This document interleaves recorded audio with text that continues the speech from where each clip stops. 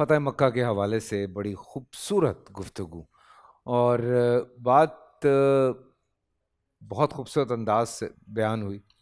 اور سیریسلی ہر دفعہ ہم بیٹھ کے جب بھی بات کرتے ہیں ایک نیا پہلو سامنے آتا ہے، ایک نئی چیز سامنے آتی ہے. ابھی بریک میں بھی ہم یہی بات کر رہے تھے کہ سوچیں کہ اتنے سے لوگ ہیں جن پہ 10,000 کا لشکر آتا ہے. اب یہ آج کے زمانے میں مفتی صاحب آپ صرف یہ سوچیں کہ ایک چھوٹا قبیلہ ہے جہاں پہ 10,000 کا لشکر آتا ہے. امیجن کریں کہ کیا ہوگا آج کے زمانے. اور میرے پیارے نبی صلی اللہ علیہ وسلم وہاں پہ آ کے کیا کر رہے ہیں؟ معاف کر رہے ہیں لوگوں کو، عورتوں کو بچا رہے ہیں، بچوں کو بچا رہے ہیں، بزرگوں کو بچا رہے ہیں، دشمنوں کو معاف کر رہے ہیں. ابھی مفتی صاحب بھی ایک بات کہہ رہے تھے بریک میں کہ دشمنوں کو معاف کیا جا سکتا ہے، متنفر کو نہیں، مرتد کو نہیں. مرتد کو. جی وہ ایک الگ ٹاپک ہے. اصل میں فیصل بھائی آج کے حوالے سے آپ بات کر رہے ہیں تو ہم یہ اسی لیے اپنے سننے والوں کو، اور یہ جو ڈالر یہ دانشخر لوگ ہمارے معاشرے میں آ گئے ہیں کہ جو ہر بات پہ مغرب کو لے آتے ہیں، مغرب کو لے آتے ہیں. ہم ان سے یہ کہتے ہیں خدا کے لیے آپ اپنے نبی کی سیرت کو پڑھیے، آپ اسلام کو پڑھیے، پھر اس کے بعد آپ اگزامپلز دیں. آپ کیسے نیپولین کی مثال دے سکتے ہیں؟ آپ کیسے باقی جناب جرنیلوں کی جناب مثالیں دے سکتے ہیں؟ ذرا بتائیے کہ جنگ عظیم دوم میں کتنے کروڑ لوگ متاثر ہوئے اور مارے گئے، اور رسول اللہ صلی اللہ علیہ وسلم کی پوری آیات طیبہ میں چند 100 لوگ بھی نہیں مرے. یہ سوچیں ذرا جتنی جنگیں ہوئی ہیں. اب اس میں پھر آج اسرائیل کو دیکھیں کہ وہاں پر جنگ نہیں ہے، وہ ظالم لوگ پورا ایک 56-57 اسلامی ملک موجود ہیں، اس کے باوجود وہ لوگ وہاں مسلمانوں کے ساتھ کیا کر رہے ہیں. پوری تمام اقوام عالم کی ہسٹری کو آپ پڑھیں اور وہاں فاتحین کا وہ انداز، غرناطہ کی جنگ کو آپ دیکھ لیں، 7 لاکھ لوگ جناب ایک دن ذبح کیے گئے. پھر آپ بغداد کو دیکھیے جناب، 10 لاکھ لوگوں کو ایک دن جناب اللہ طے کر دیا گیا.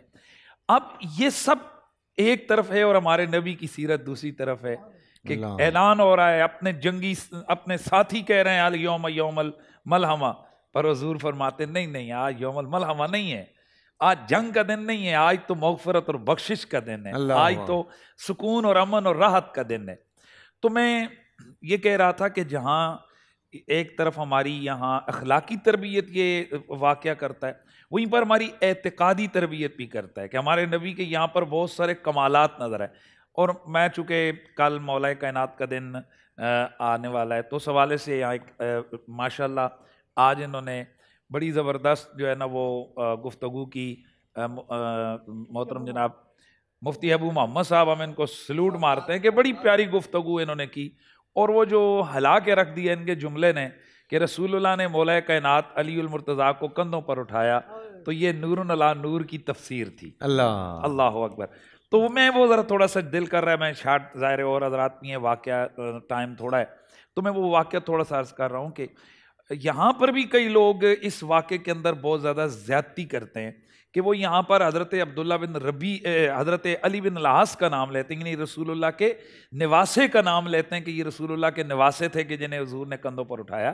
خدا کے لیے یار اتنا زیادتی نہ کریں، پتہ نہیں کون سی چیز آپ کو تنگ کر رہی ہے. یہاں مولا علی ہیں اور یہ نسائی شریف کے اندر ہے، مجموع الزوائد کے اندر اس کے سارے راویوں کو سکہ قرار دیا ہے حافظ اپنا اس نے صاحب مجموع الزوائد نے، امام حیثمی نے، اور دیگر اس طرح بہت ساری حدیث کی کتابوں میں یہ روایت احمد بن حنبل میں موجود ہے کہ نبی پاک صلی اللہ علیہ وسلم نے مولا کائنات کو بلایا اور مولا کائنات کو فرمایا کہ اے علی یہ بتوں کو توڑنا ہے. تو حضرت علی فرماتے ہیں کہ میں نے اپنے جسم کے اندر نا قدرتی کوئی کمزوری محسوس کی، تو حضور نے فرمایا کہ میرے کندھوں پر سوار ہو جاؤ. تو کہتے ہیں کہ جب میں حضور کے کندھوں پر سوار ہوا تو فَإِنَّهُ يُخَيَّلُ إِلَيَّ أَنِّي نِلْتُ إِلَىٰ أُفُقِ السَّمَاءِ، کہ میں نے یوں محسوس کیا کہ جیسے میں یہاں نہیں ہوں، میں آسمان کے کناروں کو چھو رہا ہوں.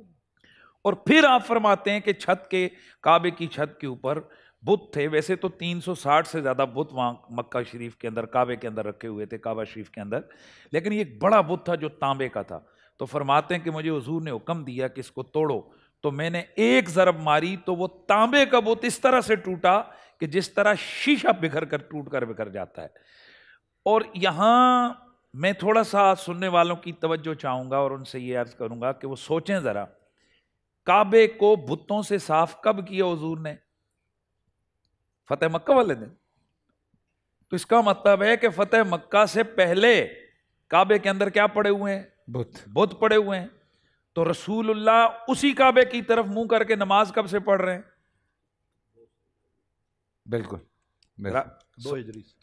2 ہجری سے۔ دیکھیے اتنے سال اللہ کے رسول نے اس کعبے کی طرف منہ کر کے نماز ادا کی جس کے اندر بت پڑے ہوئے ہیں۔ تو آج جو لوگ یہ کہتے نظر آتے ہیں کہ حضرت مولا کائنات کعبہ شریف کے اندر پیدا ہوئے، تاریخی حوالے سے ان کو حق حاصل ہے وہ جرا کریں، لیکن اپنے عقل کو یہاں ڈکوسلا اختیار کرنا اور کہنا کہ جناب یہ جو کعبہ شریف ہے یہ تو بتوں والی جگہ تھی، ہمارا دل نہیں مانتا کہ جی مولا علی کعبے میں بتوں والی جگہ پر تشریف لائیں۔ ارے بھائی وہ کعبہ ہے، اگر کسی نے وہاں پر بت رکھ دیے ہیں تو کعبے کی کیا وہ جو بیت اللہ ان اول بیت وضع للناس الذی ببکۃ مبارکا وہدی للعالمین، اس کی وہ عظمت ختم ہو سکتی ہے؟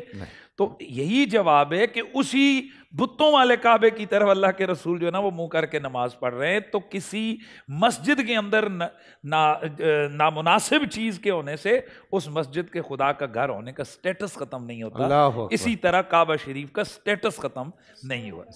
شیخ صاحب بہت اچھی بات کی بالکل کہ رسول اکرم صلی اللہ علیہ وسلم نے بیت اللہ کی طرف منہ کیا، نماز پڑھی، بت موجود تھے۔ اس سے پتہ چلے اسلام دین برداشت کا دین ہے، تحمل کا دین ہے۔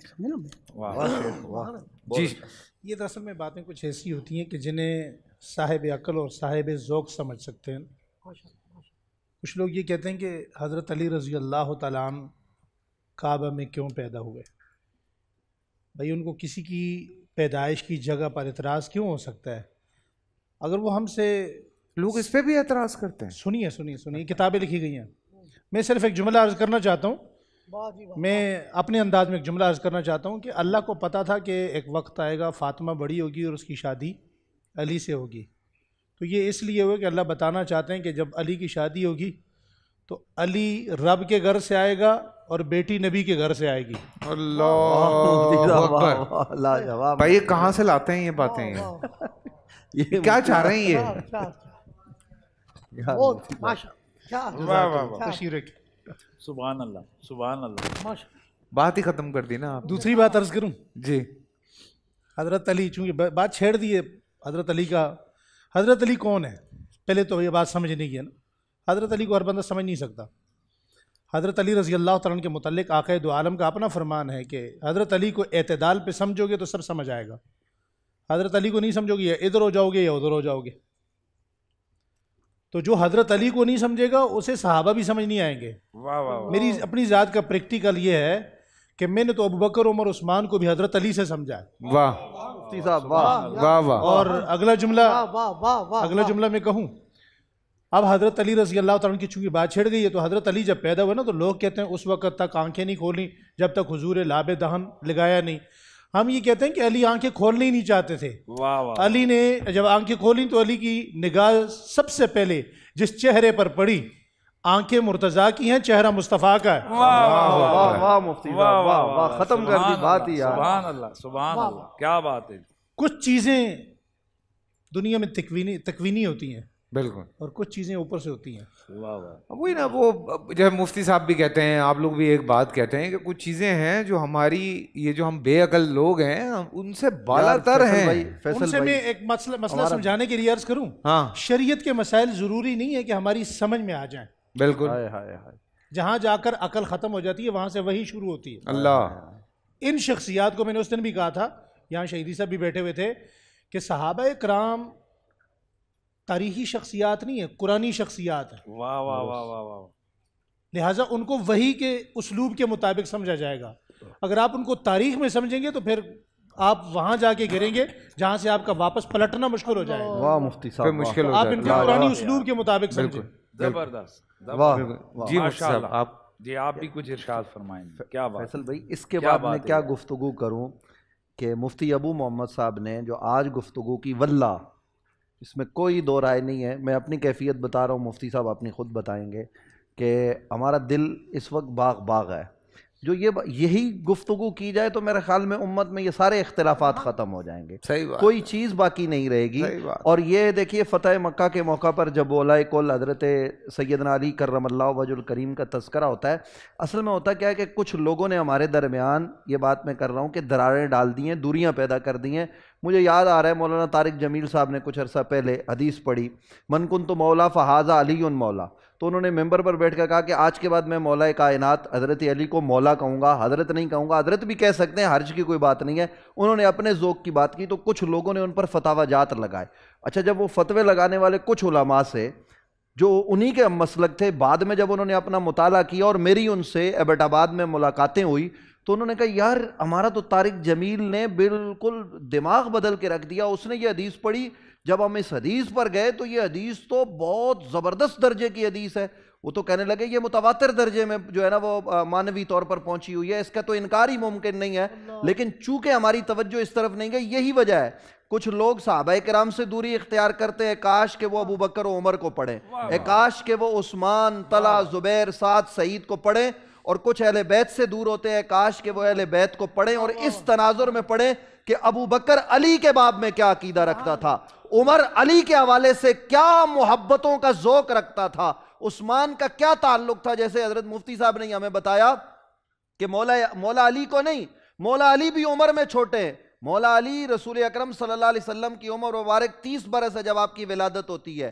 مولا علی بھی عمر میں چھوٹے. تو مفتی صاحب قبلہ نے ہمیں بتایا, میری اس کتاب تک رسائی نہیں, یہ میری کم فہمی کم علمی ہے کہ میں وہاں نہیں پہنچ سکا. انہوں نے ہمیں یہ بتایا کہ ان کی غلامی کا اظہار نہیں ہے, ان کے جو بیٹے ہیں امام حسن ان سے عقیدتوں اور محبتوں کا اظہار بقول مفتی ابو محمد صاحب یہ یوں کیا جا رہا ہے کہ میں عثمان بن عفان, اتنا بڑا بنو امیہ کا آدمی, وہاں قبائل ختم ہو گئے, اسلام نے تو سب کو رشتے میں باندھ دیا, میں اتنا بڑا آدمی یہ اعلان کرتا ہوں کہ میں امام حسن کا غلام ہوں. تو اب یہ چیزیں جب ہم پڑھیں گے تو میرے خیال میں امت میں دوریاں ختم ہو جائیں گی. اور آج ضرورت اس امر کی ہے کہ فتح مکہ کے دن ہم یہ عہد کریں کہ ہم نے حضرات صحابہ کرام کو بھی پکڑنا ہے, ہم نے حضرات اہل بیت اطہار کو بھی پکڑنا ہے. ازواج مطہرات سے کیا تعلق ہونا چاہیے قرآن نے ہمیں بتا دیا. صحابہ کرام رضوان اللہ تعالیٰ علیہم اجمعین کون تھے, آج ہم ان کے اختلافات بیان کرتے ہیں. قرآن کہتا ہے وہ آپس میں ایک دوسرے کے لیے کوئی بغض نہیں رکھتے تھے بلکہ رحماء بینہم, وہ ایک دوسرے کے لیے تو باہیں کھولے ہوئے تھے, وہ رحماء بینہم تھے. تو وہ اشداء علی الکفار تھے, کافروں کے لیے سخت تھے, اور وہ بھی ان کافروں کے لیے جو حربی ان کے مقابلے میں آتے, جو ذمی کافر ہوتے ان کے بھی وہ حقوق ادا کیا کرتے. جو مفتی ابو محمد صاحب نے گفتگو کر کے آج بتایا, آج یہ پیغام دیا, اس گفتگو کے بعد بھی اگر کوئی بدبخت اختلاف کی بات کرے تو پھر ہم انا للہ و انا الیہ راجعون نہیں پڑھ سکتے. اس میں حاشیہ لگانا چاہتا ہوں ان کی گفتگو پر. انہوں نے کہا جی حضرت ہمیں صحابہ کو بھی سمجھنا چاہیے, اہل بیت کو بھی. تو میں تھوڑا سا اپنا اسٹائل عرض کرنا چاہتا ہوں کہ آپ صحابہ کو پڑھیں بزبان اہل بیت, آپ اہل بیت کو پڑھیں بزبان صحابہ اکرام. تو جب آپ بزبان اہل بیت صحابہ کو پڑھیں گے, صحابہ کو بزبان اہل بیت پڑھیں گے, تو آپ کو جس چیز سمجھ آئے گی وہ اسلام ہوگا.